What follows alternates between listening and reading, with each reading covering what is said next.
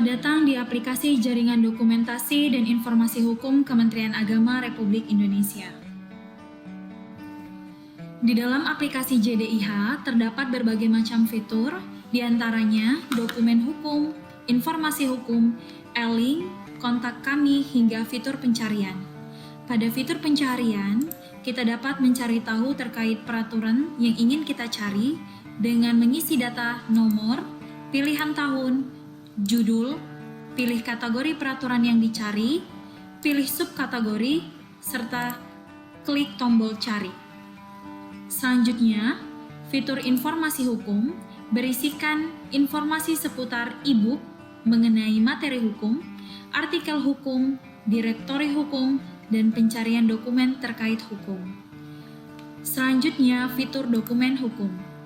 Pada fitur dokumen hukum, kita dapat mencari informasi seputar produk-produk hukum yang ada di Kementerian Agama dengan mengisi data nomor, judul, tahun, kategori, hingga subkategori peraturan yang ingin kita cari. Kategori peraturan yang ada di dalam produk hukum pada JDIH ialah sebagai berikut. Selanjutnya, fitur JDIH juga dilengkapi dengan fitur pencarian berdasarkan tahun.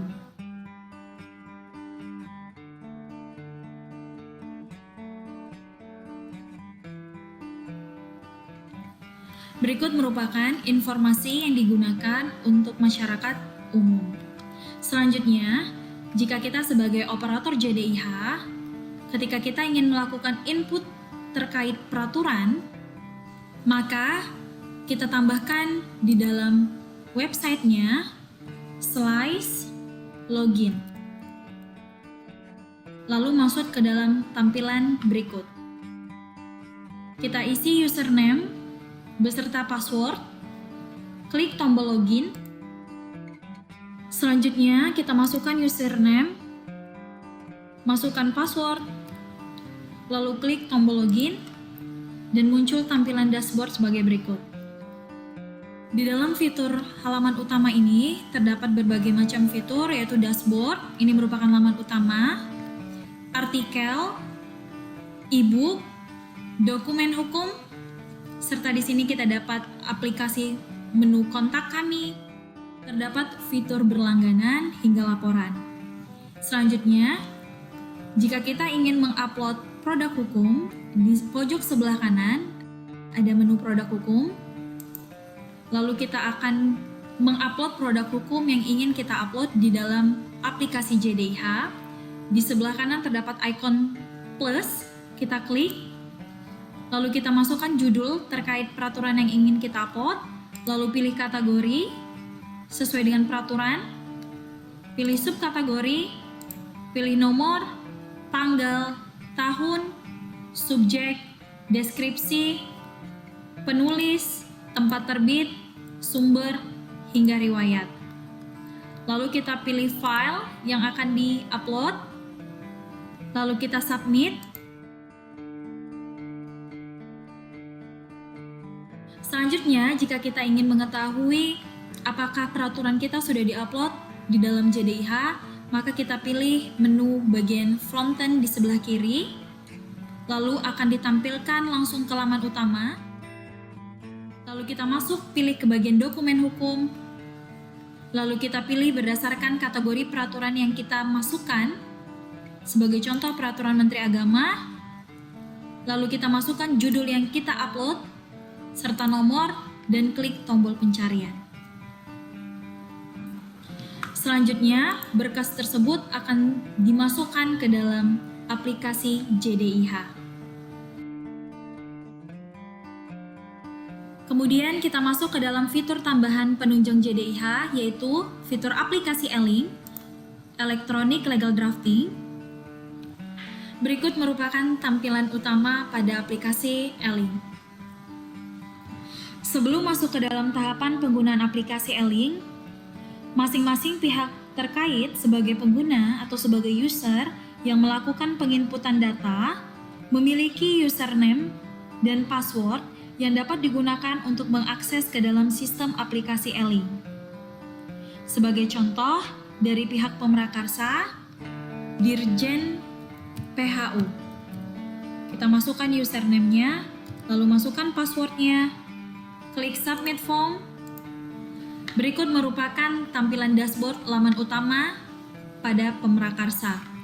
Di sini terdapat fitur pengajuan, fitur pemarahan, fitur laporan yang berisikan laporan produk hukum, hasil kinerja, rapat, hingga harmonisasi.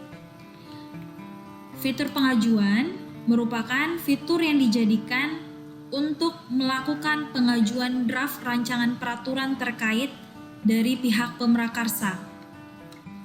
Sebagai contoh, kita ingin mengajukan draft usulan, kita klik tombol plus pada bagian kanan, pojok kanan atas, lalu kita isi judul produk hukum, kita pilih jenis produk hukum, yaitu Peraturan Menteri Agama, pilih catatan, lalu kita pilih file lampiran. Di pojok kanan, kita klik, lalu kita pilih peraturan terkait, lalu kita pilih surat pengajuan terkait, kita pilih, lalu kita klik submit pada pojok kanan. Usulan tersebut sudah dimasukkan atau diteruskan kepada bagian Biro Hukum untuk selanjutnya diproses. Selanjutnya kita masuk ke dalam tahapan pada bagian Biro Hukum. Kita masuk ke dalam admin Kepala Biro. Berikut merupakan tampilan dashboard utama pada Kepala Biro Hukum.